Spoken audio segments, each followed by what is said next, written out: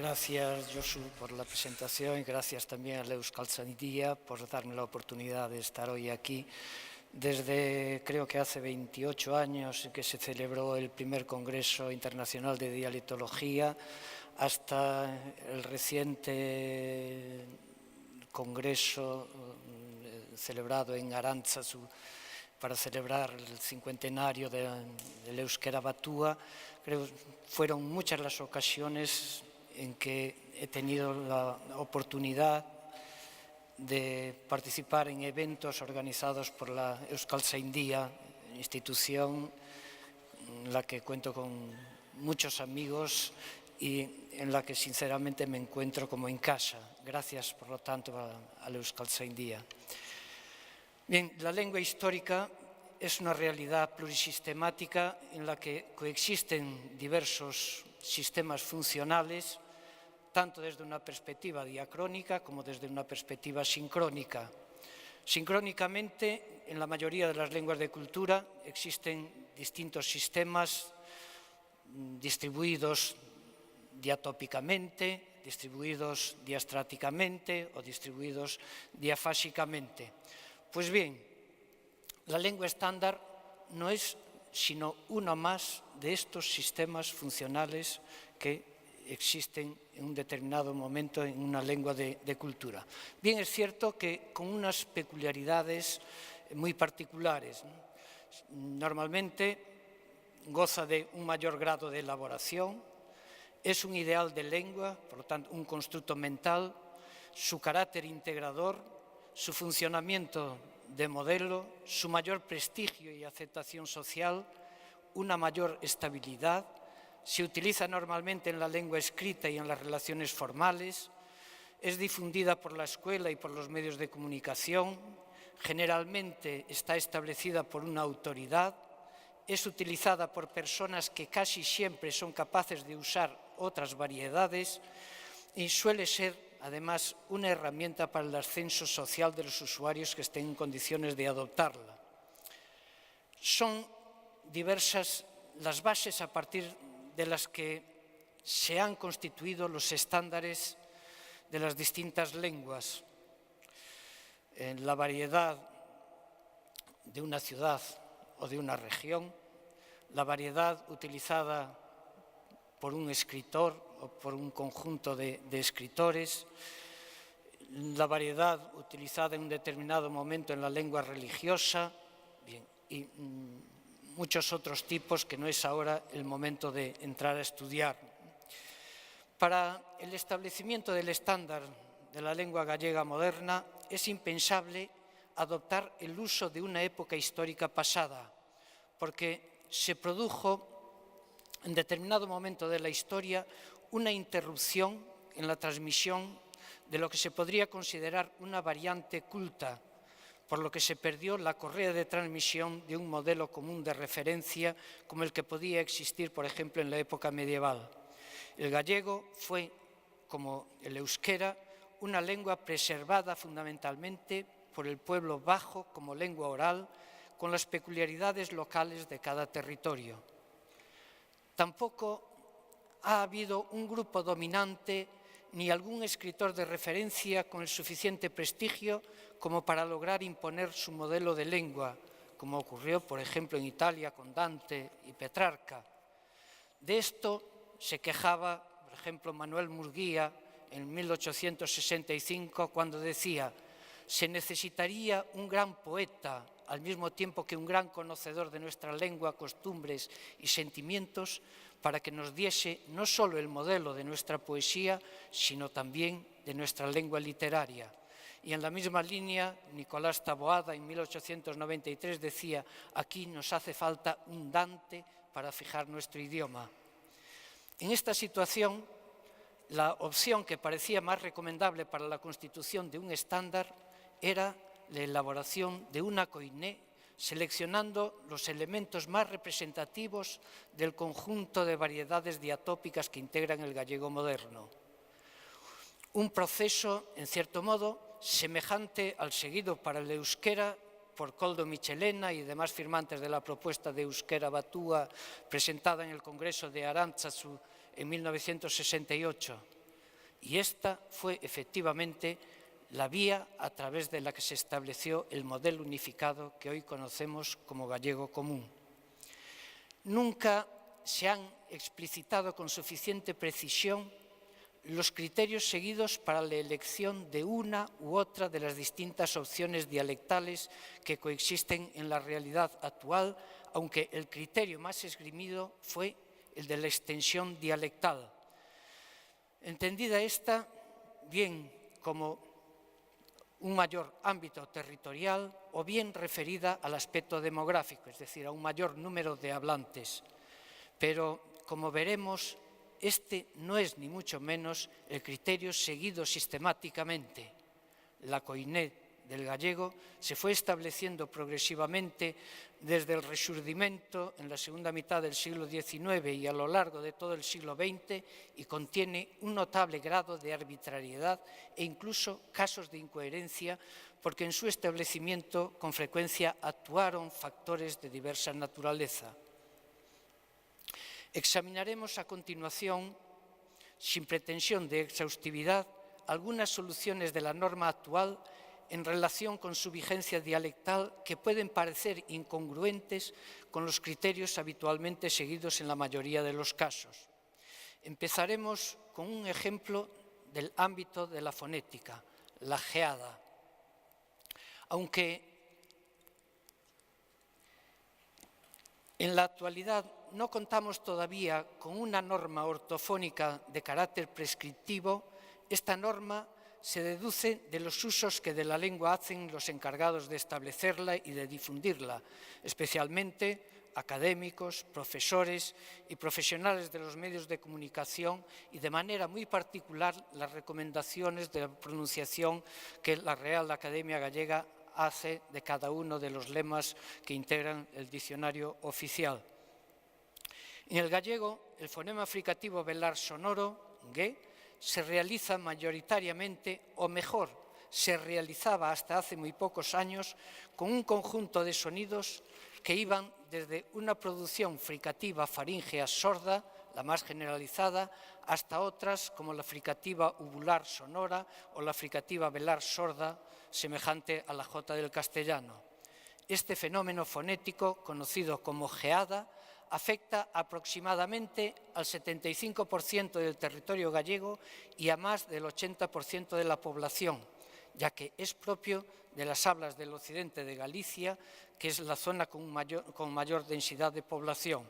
Es la zona que aparece marcada en el mapa en azul.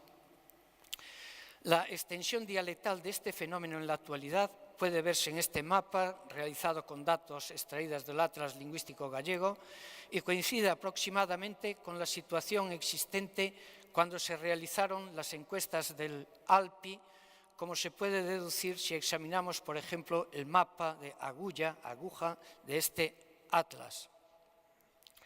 Se ha discutido mucho sobre el origen de esta realización fonética, para la que se han dado fundamentalmente tres tipos de explicación: la que la atribuye al sustrato, la que la considera una interferencia del castellano y la que la explica por un desarrollo interno de la lengua gallega.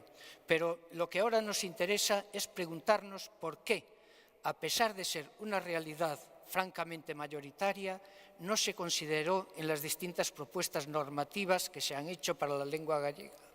Y cuando se menciona, generalmente es para condenarla. La razón hay que buscarla en el prestigio social.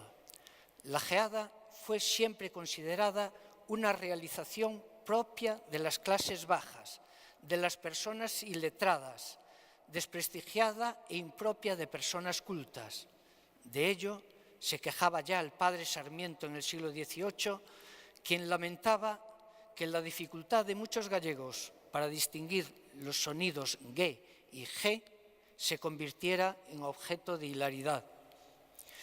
Excepto Mirás, el primer gramático gallego en 1864, la mayoría de los gramáticos y diccionaristas de nuestra lengua o bien la ignoran o bien la atacan duramente. En honor a la verdad, esto, refiriéndose a la geada, solo acontece entre individuos de la ínfima escala, como por ejemplo pescadores, verduleras, palanquines, etc., decía Cubeiro Piñol en 1876. Especialmente fuerte es, más o menos por los mismos años, la valoración de Valladares, tanto en su diccionario: las geadas son un defecto de la gente idiota, consisten en hacer fuerte la G suave, como en jaita, jerra, ginda, jozo, justo, como en su gramática, cuando dice las geadas son inadmisibles, así en gallego como en castellano, manera incivil de hablar, solo disculpable en boca de gente zafia. Desde Mirás hay que esperar hasta Aurelio Ribalta en 1910 para oír una voz en defensa de la geada como la realización fonética normal propia del gallego, adoptando en este sentido una postura totalmente antagónica a la de Valladares. Con posterioridad, no pocos fueron los lingüistas que pusieron mayor empeño en condenar este fenómeno que en estudiarlo y describirlo, con una influencia decisiva para hacer caer sobre él una serie de notas negativas del tipo: la geada es un fenómeno propio de gente sin cultura, la geada es un fenómeno que dificulta el ascenso social, hablar con geada dificulta el acceso y el progreso laboral, o las personas que hablan con geada son frecuentemente objeto de burla, estereotipos que están ampliamente instalados en la sociedad y que han contribuido a relegar esta realización de la norma fonética del gallego. Exactamente lo contrario de lo que acontece con la geada lo observamos en la elección de la forma del sujeto del pronombre personal de segunda persona ti frente a tú. Ti es la forma del gallego occidental y de mayor peso demográfico, probablemente, mientras que tú es la forma del gallego central y oriental que ocupa por lo menos la mitad del territorio de habla gallega. La normativa oficial actual ha optado por la forma ti, del mismo modo que lo habían hecho ya la mayoría de las propuestas normativas anteriores. Visto desde fuera, podría parecer que los vientos deberían correr a favor de la primera de las formas, tú, que coincide, por otra parte, con el portugués y con el castellano, y que por ello debería ser la opción que gozase de un mayor prestigio social. Varios han sido los factores que explican el triunfo de ti. Hemos dicho ya que se trata de la forma mayoritaria demográficamente, aunque, como hemos visto en el caso de la geada, esta no siempre es una razón determinante. Se trata de una forma que caracteriza y personaliza el gallego frente a las demás lenguas románicas del entorno. La elección de esta opción va acompañada, pues, de una fuerte carga identitaria de la que carece la forma tú. Ti es, por otra parte, la forma utilizada por dos de los más importantes escritores gallegos del Rexurdimento, Rosalía de Castro y Eduardo Pondal, aunque Curros Enríquez, el otro escritor que junto con los anteriores constituye la tríada de los grandes poetas del XIX, utilizaba la forma tú propia de su dialecto orensano. Hemos visto que en la elección de ti frente a tú se ha primado la forma occidental de mayor peso demográfico, pero no ocurre lo mismo en la elección de hielo frente a yo como resultado de la amalgama de los pronombres yes más lo. En este caso, la forma normativa preferida fue hielo, propia del territorio nororiental de Galicia y claramente minoritaria tanto desde el punto de vista geográfico como desde el punto de vista demográfico.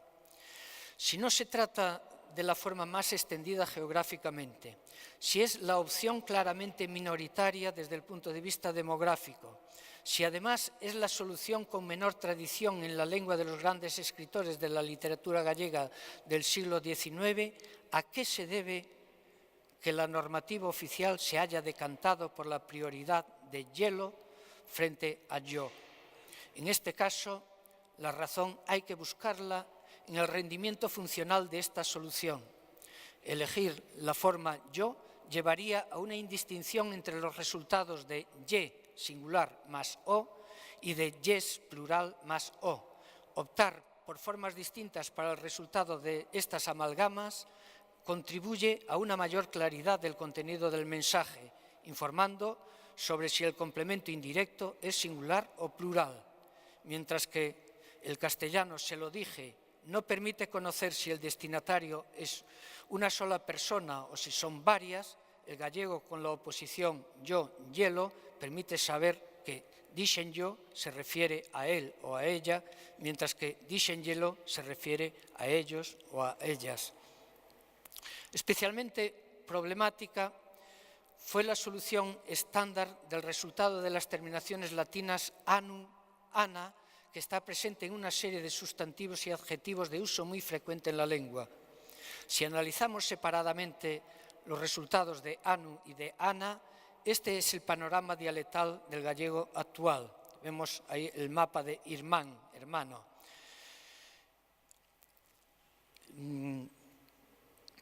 Lo mismo si tomamos otro mapa como el de man, procedente de manu, el resultado sería exactamente el mismo. Vemos que hay fundamentalmente tres grandes áreas dialectales: la que presenta el resultado an, irmán y man, características de la parte más occidental de la provincia de La Coruña y Pontevedra; la que presenta el resultado a, meu irmá, unha má, característico de la comarca de Ferrol y de la Mariña, un área relativamente muy pequeña; y el resultado ao, todo propio del parte centro-oriental, que es con mucha diferencia la solución mayoritaria. Pero, curiosamente, la solución elegida para el gallego común no fue ao, sino an, meu irmán y amán. Existe un gran número de sustantivos y adjetivos con esta terminación que presentan moción de género: meu irmán, miña irmá, ourensán, ourensá.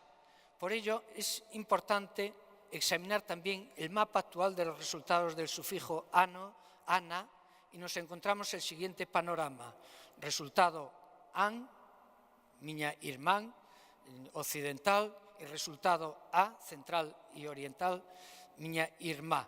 En este caso, el estándar optó por el resultado a con un criterio territorial justamente opuesto al seguido para la terminación anu, relegando la solución occidental y primando la oriental. A partir de esta divergencia en el tratamiento de los resultados dialectales de anu y ana, la solución a parece la más lógica. Una vez que se ha optado por el masculino an, es necesario buscar una forma distinta para el femenino, y esta no puede ser sino a. De modo que el paradigma elegido fue meu irmán, miña irmá. Pero veamos cuáles son los paradigmas reales que funcionan actualmente en la oposición masculino-femenino de los continuadores del sufijo anu, ana. En el mapa observamos 4 áreas diferenciadas: el área que podemos llamar occidental, que ofrece indistinción en cuanto a la terminación de masculino y femenino, por lo tanto, meu irmán y miña irmán; una pequeña área ferrolano-mariñá que tampoco distingue formalmente el masculino del femenino, la que está en color verde, meu irmá y miña irmá; el área oriental que presenta la oposición meu irmao, miña irmá, que es la que aparece en color rojo; y un área de transición que aparece en azul, que presenta el resultado ao para el masculino y an para el femenino, meu irmao, miña irmán. Estamos ante un hecho realmente sorprendente.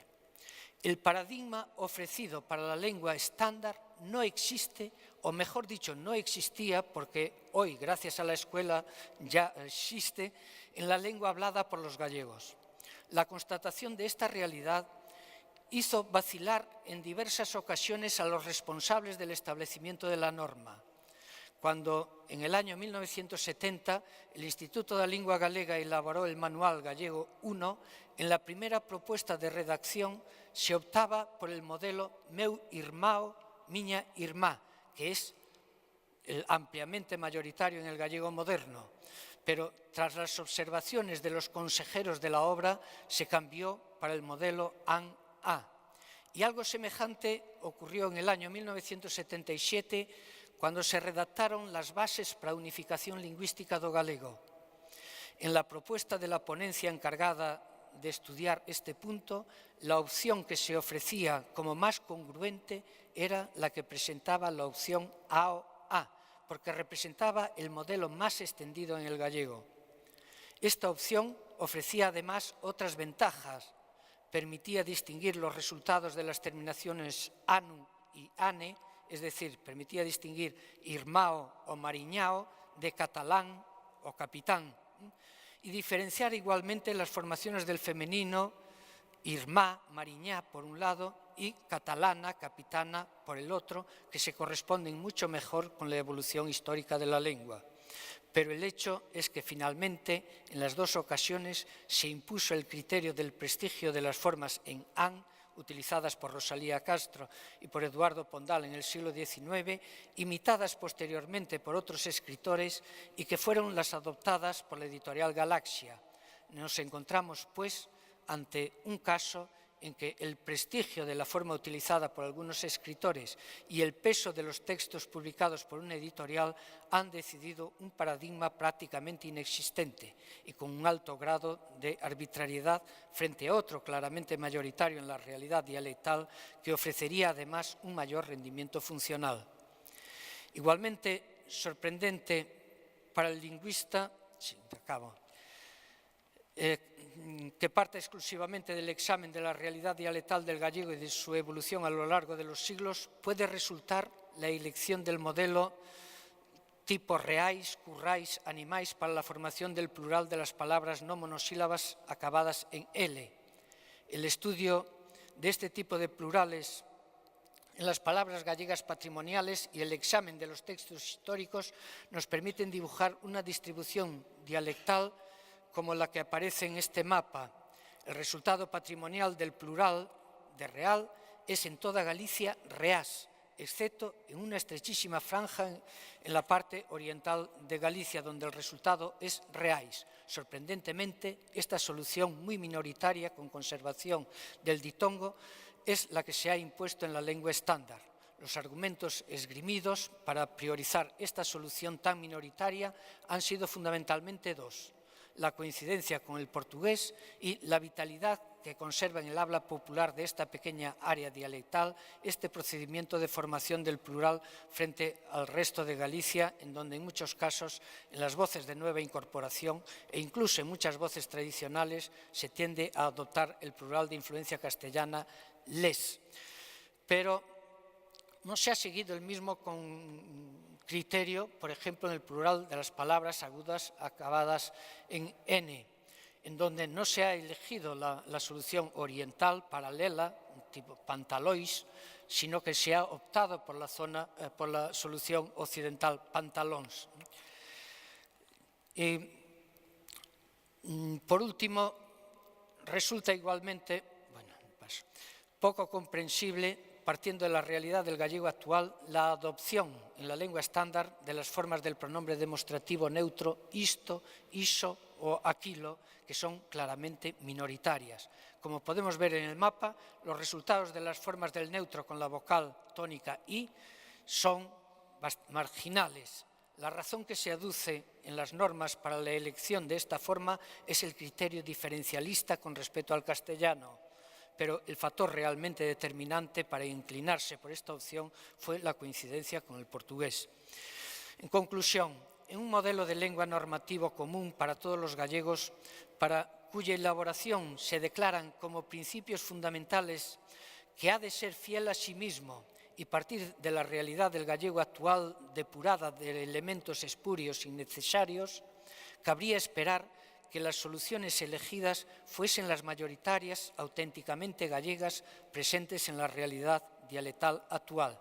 Y efectivamente, así es en la mayoría de los casos. Se ha optado por moito, loita, noite, frente a muito, noite, o mouto, noute. Se ha optado por catro frente a cuatro, guardar frente a guardar, que son las formas mayoritarias. Se ha optado en el pronombre personal átono de segunda persona por la oposición te-che para el objeto directo, objeto indirecto, que son las mayoritarias. Se ha optado normalmente siempre por las soluciones mayoritarias, pero no siempre ocurre así. Hay algunas decisiones que no parecen responder a esta lógica, sino a otras razones, como el peso de la tradición literaria, el caso de Meu Irmán, la búsqueda de una aproximación al portugués, plural animais o isto, conseguir un mayor rendimiento del sistema, caso de la oposición yo-hielo, el diferencialismo, ti frente a tú, o el desprestigio social asociado a ciertos fenómenos lingüísticos como la geada.